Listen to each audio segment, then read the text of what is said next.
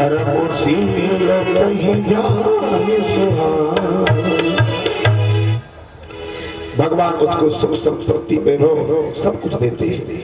आज सुखिया नाम की मालिक की जीवन से निर्धनता समाप्त कर दिया। भगवान कुछ और बड़े हुए, छोटे छोटे चरण भगवान के हैं और आंगन में खेलते हैं। सुखदेव जी महाराज कहते हैं एक गृहदान सीधो यशोदा नंद गेहिनी कर्मांतर नियुक्तासु निर्मल तमो स्वयं दधी। कर्मांतर नियुक्तासु निर्मल तमो स्वयं दधी। मैया यशोदा एक दिन हाथ में मथानी को लेकर के दही का मंथन करने लग गई। दही का मंथन क्यों? हमारे जीवन में भक्ति 3 प्रकार से होती है, ध्यान देना बंधु। मनसा, वाचा और कर्मणा। मन भगवान के चरणों में लग जाए, भगवान के स्वरूप में स्थित हो जाए, मन भगवान के स्वरूप का चिंतन करने लग जाए और वाणी उनका गुणानुवाद करने लग जाए, वाणी गुणानुवाद करने लग जाए और शरीर से जो भी कर्म करते हैं और कर्म भगवान को समर्पित हो जाए तो मनसा वाचा कर्मणा ये तीनों हो गए। और जब तीनों हो गए तो भगवान इन तीनों के वशीभूत होकर के बन जाते हैं। और हम मंदिर में जाए, शरीर से खूब आरती करें, खूब पूजा करें, लेकिन मन संसार में लगा रहे तो हमारी भक्ति सार्थक नहीं। मन भी वही होना चाहिए और वाणी भी वही होनी चाहिए और शरीर का कर्म भी समर्पित होना चाहिए। हम लोग मंदिर में जाते हैं, 2 अगरबत्ती लगाई, अगरबत्ती लगाने के बाद में 1 लोटा जल चढ़ा दिया और बाद में बड़े प्रेम से आरती गाते हैं। सुख संपत्ति घर आवे कष्ट मिटे तन का। है कितनी बड़ी होशियारी करते हैं। चढ़ाया 1 लोटा जल और मांग रहे सुख संपत्ति घर आवे कष्ट मिटे तन का। ये भक्ति है कि व्यापार कर रहे हैं?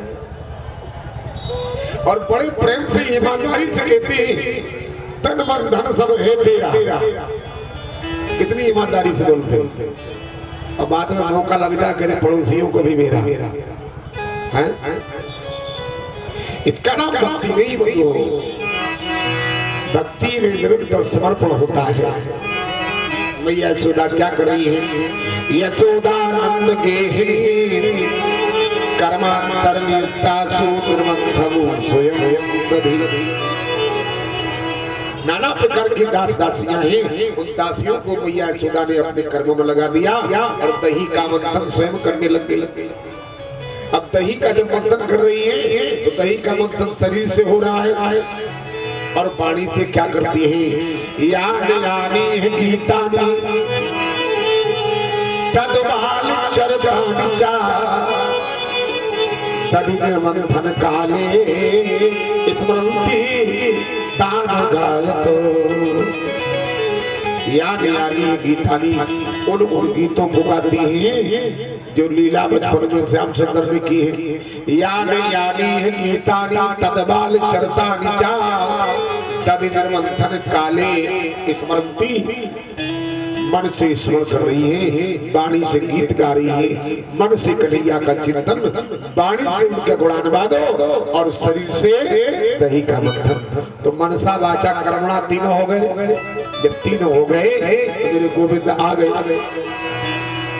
मेरे कन्हैया जब आ गए मथानी को पकड़ लिया, मथानी पकड़ लिया कन्हैया ने।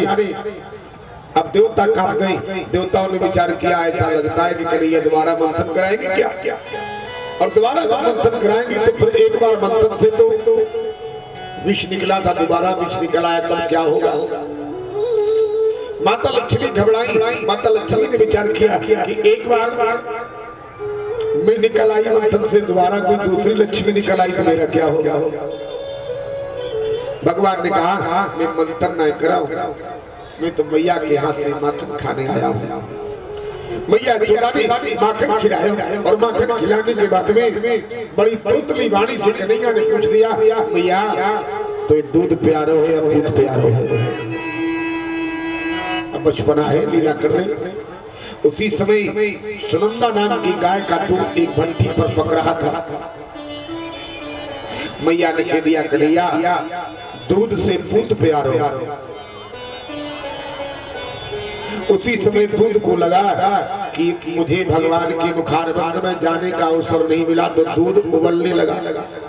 दूध ने विचार किया कि मैं अग्नि में कूद करके प्राणों का परित्याग कर दूंगा। तो उसी समय रोहिणी ने आवाज लगाई, बहन यशोदा दूध उबलने लगा।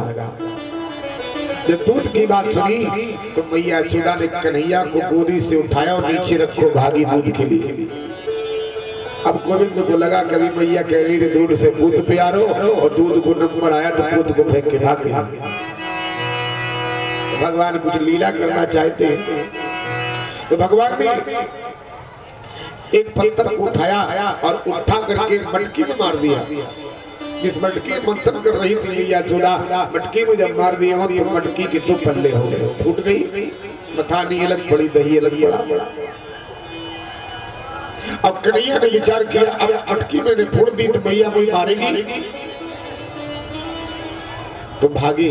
एक खम्भ की आड़ में उखल के ऊपर खड़े हो गए, पीतांबर फहरा रहा है। मैया ने आकर के देखा कि कन्हैया ने मटकी फोड़ दी। हमारी 3 पीढ़ी पुरानी सास पर सास के जमाने की मटकी फोड़ डाली, अब पिटाई जरूर करूं। तो हाथ में लकड़ी को उठाया, खोजने लग गई। मन में क्रोध है, रोष है, पिटाई जरूर करूंगी, लेकिन गोविंद मिलते नहीं। जीव के अंदर जब तक अभिमान है मैं परमात्मा को खोज लूंगा, तब तक भगवान मिलेगी नहीं। बहुत खोजा मैया यशोदा ने, कन्हैया नहीं मिलते हैं। जब हृदय से अभिमान निर्मूल हुआ, विवल हुई, नेत्रों से आंसू आ गए, तो दिखाई पड़ा कन्हैया खम्भ के आड़ में उखल के ऊपर खड़े हुए। अब मैया यशोदा जैसी पास में पहुंची तो कन्हैया भाग खड़े हुए। आगे आगे कन्हैया, पीछे पीछे मैया यशोदा।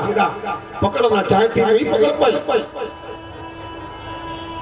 बहुत प्रयास किया, क्योंकि जीव के अंदर जब तक अभिमान है कि मैं परमात्मा को पकड़ लूंगा, तो परमात्मा अभिमान से पकड़ में नहीं आते हैं, समर्पण से पकड़ में आते हैं। नहीं पकड़ पाई। जब अभिमान भी निर्मूल हो गया तो स्वयं श्याम सुंदर ने कहा, मैया तो रोवे काहे को, मुझे पकड़ने के लिए पकड़ में आ गई। मैया यशोदा ने रस्सी को लिए बांधना चाहती है, रस्सी तो अंगुल छोटी पड़ गई। भगवान की 2 शक्तियां हैं, एक ऐश्वर्य शक्ति, एक अनादि शक्ति। परमात्मा आदि अंत से रहित है, परमात्मा समस्त ऐश्वर्य से संपन्न है। दोनों शक्तियों ने विचार किया कि अगर ये ब्रह्म बन गया तो इसकी ऐश्वर्यता समाप्त हो जाएगी, इसकी अनादिता समाप्त हो जाएगी। क्यों? अगुण अनादि अलग जो